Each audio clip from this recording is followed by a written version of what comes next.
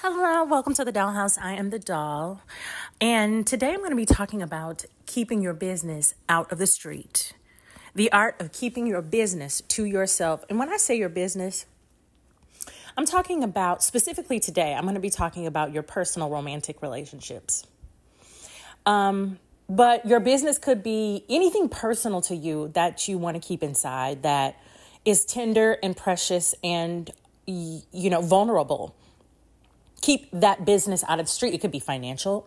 It doesn't have to be romantic relationships. It could be friend relationships, relationships with family, your relationship with money, your relationships with yourself, your weaknesses, flaws.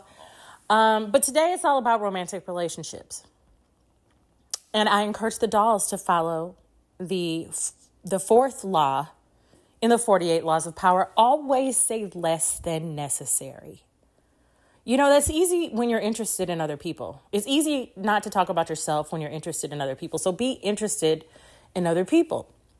People really like to talk about themselves anyway. It endears you to them if you listen.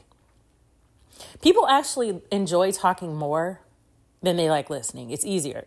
And it really gives you a chance to get to know them and mirror them and create the bonds that can put you in a strategic advantage depending upon what you're trying to do. So today, it's all about the personal relationships. And I say this, if you're having a conflict in your romantic relationship, don't talk to other people about it. Even your friends, your family, your close friends.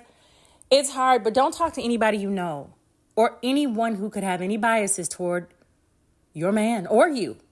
Don't talk to his mama either. And to be honest, you really shouldn't have too much conflict in dating relationships at all. Especially if you're not bound by marriage. Like, what's the point? Why are you having all this conflict? You're not bound to this person. Dump them. If you're having all this conflict with a person, you're not compatible. You're conflictual. So, this is mostly related to the committed stages of relationships. Don't waste your energy talking to other people. You might want to cry on your girlfriend's shoulder, but there are so many reasons why you shouldn't do that. Namely, because she might be single and might be encouraging you to get back on the market so she can have somebody to go out with and boost her confidence. Somebody to help her, hit the streets so that she's not out there looking dumb sitting at the bar by herself. She might want to help access your male circle of acquaintances. She also might want to sneak up on your man too. I mean, that's not unheard of. So don't cry to your friends about your man. Ask Tamar's mama. Ask Miss Evelyn. Tamar Braxton, a singer and reality star. Her mom's friend stole her husband. Her mom's friend would come to her about all this dating advice, but she didn't know that she was talking about her husband. Tamar laid it all out in the song. I would recommend checking it out. It's called Not My Man. So, it just goes to show why you don't talk about your man to your friends or your family. And, I've learned not to discuss my relationship hiccups with anybody, including my mother. Moms, they mean well. But if you're having a negative emotion, you can address it with your mom without really talking about the other person. If you really just have to get it out, talk about the solution. You could talk about the problem, perhaps, but mostly talk about how to solve what you're trying to solve. And maybe have your mother pray with you, if anything. Pray for relationship health overall, over her relationship, because if she doesn't have one, then she might not be the best source of information. If she's widowed or something like that, sure. If, she's happily, single, that's different. But most of the time, sometimes women are miserably single. So you definitely don't want to talk to the miserably single, even if it is your mom. It's just best to leave her out. Okay. Even if she swears that she's not biased toward you.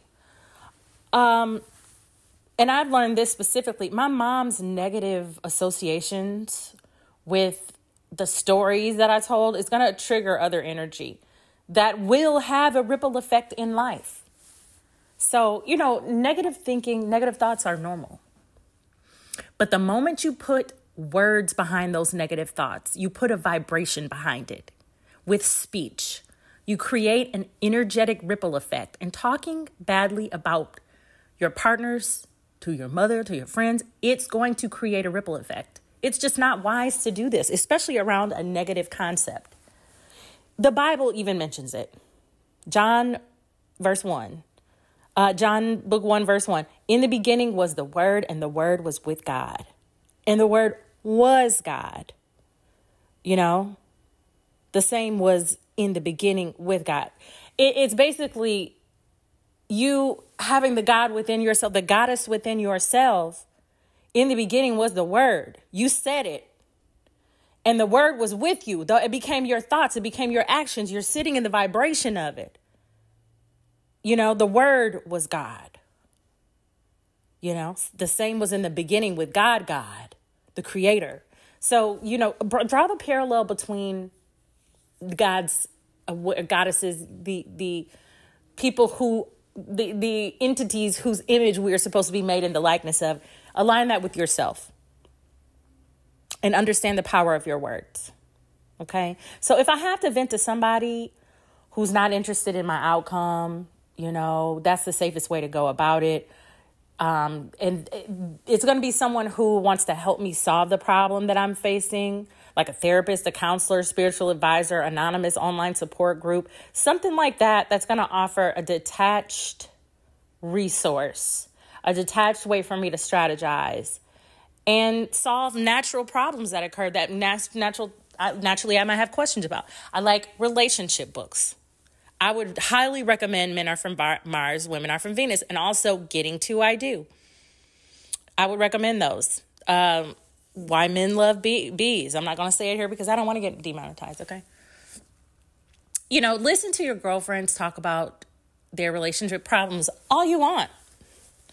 But be like Dr. Heavenly from the show Married to Medicine, okay? She doesn't talk about her marriage to Dr. Damon about anything to anyone. She's there to listen and soak up the drama, but she doesn't give the girls anything to weaponize against her. So she talks about the things that they do or the things that they've accomplished together. Never the things that they want to do, but also things that they've done in the past so that they can be celebrated. Take a cue from Dr. Heavenly. And she is unapologetic about keeping people out of her business. And I recommend you do that too. And this is really important for single women out here dating. Keep your business to yourself. Even when talking to a potential love interest about old flings and old boyfriends that didn't make the cut, it's a bad idea. Yes, everyone has a dating history for the most part. Some people don't. But, most people in the American culture these days have a dating history. And men can try to rank you based on your dating and mating experiences. And you can just maintain formlessness. I'm really having troubles today, y'all, but I'm not about to edit this video, so just deal. So yeah, you don't have to let them rank you like that. Keep your answers about your dating history vague. And for the younger dolls, you don't have to build up just a big, strong list or dating history like some of us. I've been around for a long time, so I have a dating past, a dating history. And when I was asked about it, I kept it cute. Even when I was asked about my last relationship that ended in disaster and almost ended in marriage, I keep it cute. And it's just it's the past. I don't really kiss and tell. And you can say that, I don't really kiss and tell. Maybe one day you might know for sure. Maybe one day we can see what that's like.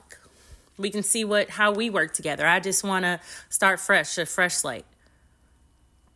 I remember talking to my current husband, about an ex. And just now, I mentioned to him a nickname that I have for him. And now whenever he sees that word, it's like he wants to punch the air.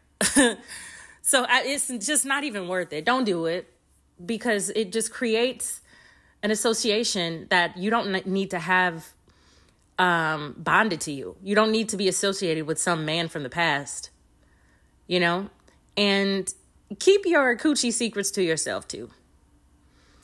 Keeping your secrets and your coochie to yourself until you have everything you want from a man who's trying to get close to you. Because what does your dating history matter to your future together? Whatever it is you want from him, wait until you get that before you give up so much access, control, and, before you expose yourself in such a vulnerable way. Keep your business to yourself. And for the virgins out there, stop telling people that you're a virgin. Keep your business to yourself. Keep your business out the street. You've kept your coochie out the street. Keep your business out the street. Being a virgin is great. It's fantastic. It's something to be very proud of. But these days it's almost frowned upon. Like, in my eyes, I'm like, yeah, girl, you made it, sis. You are a virgin. You have remained unscathed and untainted by dating history. But it just seems to backfire on American women right now. So never kiss and tell. Never don't kiss and tell. Never be a virgin and tell. And the reason why I say this is because it can stunt you and it can keep you a virgin. Why? Because men are not out here looking for virgin wives. They're looking for feminine attention and physical comfort. They're looking for sex. And they eventually decide to get married after they get to know someone that, they'll be willing to wait if they like you enough. Especially if there's someone you vibe with, you meet, and you give them a chance to fall in love with you before you start telling them about your, cat facts, your coochie history. You don't have to tell them you're a virgin. It's something to be proud of, but honey, baby, pride cometh before the fall. Don't tell him until after he's fallen. When pride cometh before he's fallen in love, then you will, stunt your own growth. So basically what they're going to just see is that, like, listen, I want to get laid and she's a tough nut to crack. Even if we date, if I never get laid, the payoff, it might not be worth it. So I'm not going to spend much time with her. They're not ready for you. They don't want the uphill climb to nowhere. So they're nervous to make an investment with no chance of reward, because so many men before them have failed, especially if you're a beautiful woman. Like, why? What makes them so special and different? Because, like I said, most of the time men are not looking to get married. Let them date you, fall in love, tell them you don't kiss and tell. And then once they fall in love with you and y'all start talking about commitment and marriage, give him the reward of the knowledge that the fact that he will be the first man to touch you in that way. And, it just really puts you in a great position to get whatever you want from love. So yeah, keep your mouths and your legs closed. Okay. So yeah, it's a bad idea to talk to friends and family also about your dating escapades, because, you might just meet a bunch of interesting guys and enjoy dating them. But if you talk about all these different guys you're dating, people will just mentally assume that you are a slut, that you're sleeping with all these guys, because they are thinking in terms of American culture. So keep it vague. Say that you're, open to meeting new people. You're open to dating, but you don't have to tell them that you are doing it. And you don't have to introduce any of these new guys to your friends or family until you have a real commitment. Why introduce someone who has no real importance in your life, no real level of significance? Like I said, maintain formlessness. Always say less than never necessary. Never commit until it's time to actually commit. Why act committed? Preserve your sovereignty. Why should some random man have the benefit of being publicly associated with you, of having your social network expand without you getting something from it? Why would you introduce him to your social network? That's a real status boost for him that he gets, that he hasn't deserved, and it can leave you feeling drained. You know, you hear a lot of stories about women who are like, yeah, you know, he's doing well in business now, and I introduced him to the person who helped him with this business. Now, this is someone who's now off into the wind with another woman, taking advantage of help that you gave him through your introduction, through your social network. It feels yucky. It feels like you've got taken advantage of. So anyway, dolls, I hope this concept makes sense. Keeping your business out of the street.